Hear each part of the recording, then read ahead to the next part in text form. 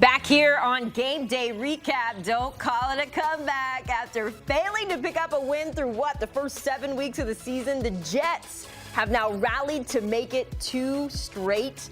I will mention that they currently have a top 5 pick in the upcoming draft, so that is something to keep our eye on there. But that doesn't matter. Gang Green getting their first home win this year as well. Feeling good. First back-to-back dub since way early last season. So things feeling like they're trending in the right direction for the Jets.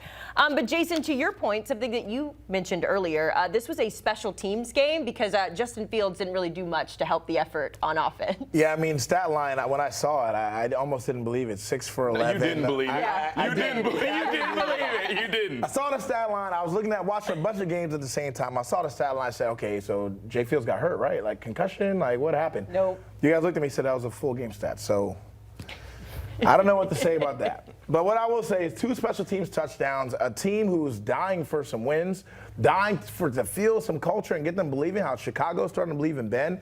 That's huge for them. That's what I'll say for the New York Jets today. I'm not saying they beat a big juggernaut in the Browns. We know what's going on over there. But it's huge for them regardless. They're finding ways to win. And I think that's the biggest thing. In this league, it's so hard to win. Like, it doesn't matter what the situation is. It doesn't matter if it's 10-7, how it looked like today with the Saints. Like, it doesn't matter. If you can go out there and just go win and find a way, and that they're starting to do that. I hope it continues to trend the right direction. They're getting rid of some players. Some players are gone now. Sauce Gardner, they got 2 first-round picks for him. Is that an overpay? Probably. Yes. I was very surprised that they got Absolutely. 2 first-round picks for Sauce Gardner. I don't think we've seen that for a corner in general. But they're going to have some pieces, some draft capital. Let's see what they can do. You know what? This is a perfect example, though. All week, all we heard was, oh, my brothers left. How dare they? And everybody's like, oh, the Jets players are going to be decimated. Their brothers left. No, it's a perfect reality of what is important in the NFL. Yourself.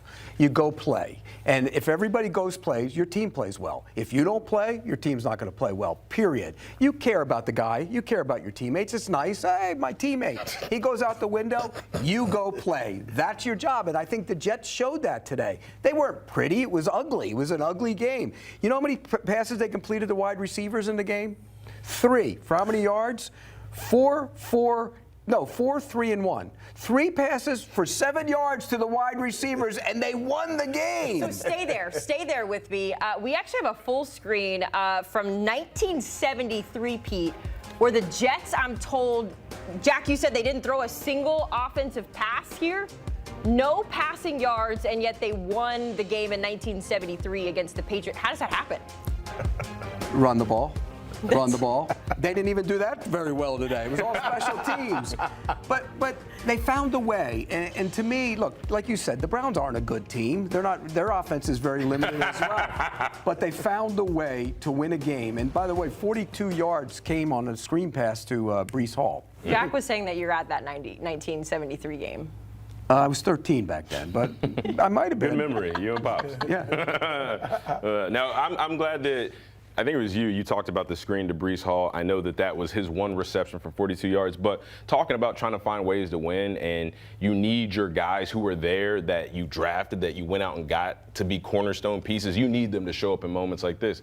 Bryce Hall, he had over 100 yards, 83 rushing, 42 receiving, a touchdown. He was a big factor in this game. And again, guys like him, guys like Garrett Wilson, Sauce before they got rid of him, those are your cornerstone pieces. You need them to play like that. Bryce Hall did that today, and he helped part of winning. But they traded away 2 of those cornerstone pieces, Quinnen Williams and Sauce Gardner, and because they became invaluable. Next man up. They're gone. Or the draft capital they got is too valuable. Yeah, too valuable. Because you got to realize the players who are there, they're not their players. Me and you have been through this. We know how it is when a coach gets fired. Like, everybody's in tryout mode right now. That's what it looks like. Everyone's in tryout mode. Everyone's auditioning on a daily freaking basics. That's how you play. That's how you are in the building. That's how your habits are. Everyone's constantly evaluating to see, are you somebody who I feel like is doing this right now? Because that's what the NFL loves. Are you doing this or are you doing this? With a new regime, you got to look like this because that's what's going to keep us around. So that's just the reality. That's why Aaron Rodgers was gone.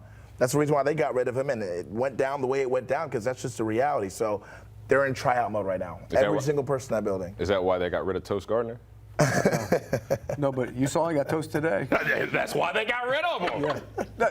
You get 2 first-round picks for a corner. That's stealing. Yeah, no. I said it I'm the other saying day. they did absolutely I said it the other day. Right. I had a video the other day that went viral because I called it robbery, and they robbed them. Highway. Yeah. All right.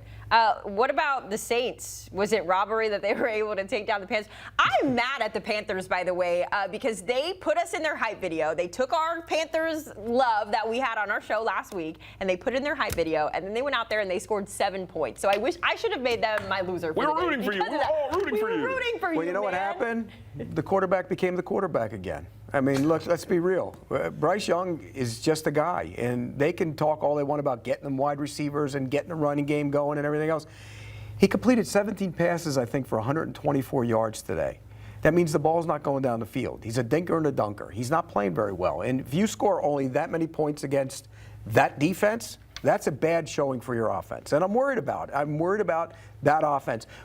You mentioned it, we started pumping them up a little bit. Physical, they can run the ball, they play good defense, they go to Green Bay. And by the way, Green Bay, you should be embarrassed by that loss. But you go to Green Bay, you beat them, and then you come home and you lose to the Saints? You are who you are. That's right? Yeah, you are. You're not. And even piggybacking off of that Bryce Young conversation, I remember we called Bryce at Alabama, we called him Bryce Magic. Now, obviously, he had a plethora of guys that were a lot more talented than the guys that he's playing with right now.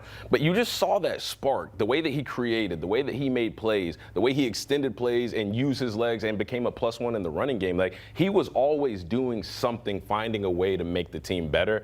I just haven't seen that from Bryce Young. And I've been complimentary of him because he's kept his head in there. He's continued to fight. He's continued to scratch and claw to be the starting quarterback of an NFL team.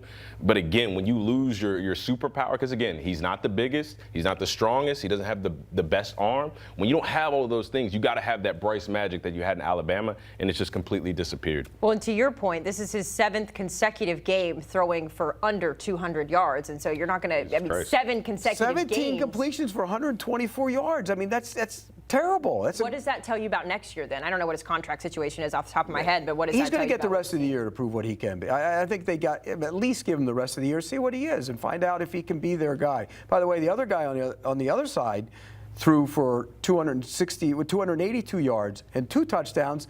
And by the way, he might be 30 years old or whatever he is, but he can throw rifle shots down the field. I mean, he has the big arm and can stand in there and make the throws.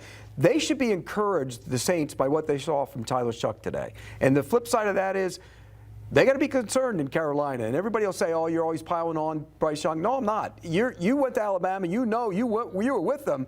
You're concerned about him in Carolina. You? Yeah, I think the thing with Bryce Young, and I hate when we get in these kind of scenarios of players where, to me, it feels more like a fit or like a lack of confidence. Like, there's certain things that I saw on film that he does at times that he did at Alabama that we crowned him as good as he was, from the quick release aspect, from extending the plays, the pinpoint accuracy. Like, there's too many good traits that you love about him. When I see a player not displaying them, or at least not being able to display them in a consistent way, the one thing or the two things that I look at is, one, is this kid being pumped with the confidence that he can go out there and play the way he's capable of playing? And then 2, it's coaching.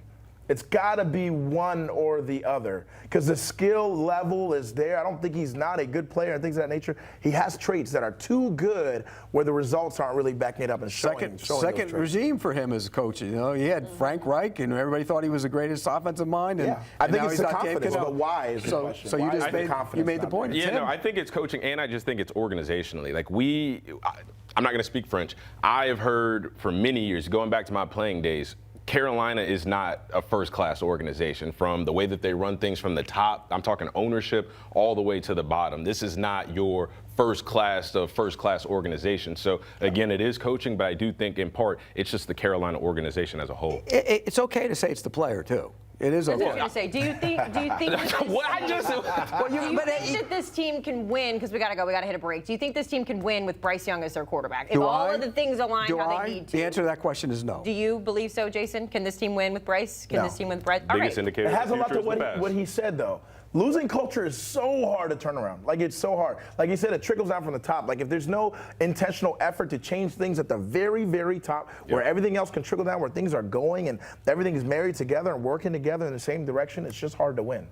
Certainly is, and you can't do it, to Pete's point, when you're throwing for 124 yards as the quarterback. All right, time to hit our final break here on Game Day Recap. Time for winners and losers I'll give you one guess who picked Travion Henderson as their winner this week. Oh my God! I wonder. Oh my God! Let me pull a knife out of my side. Holy shit! Coming from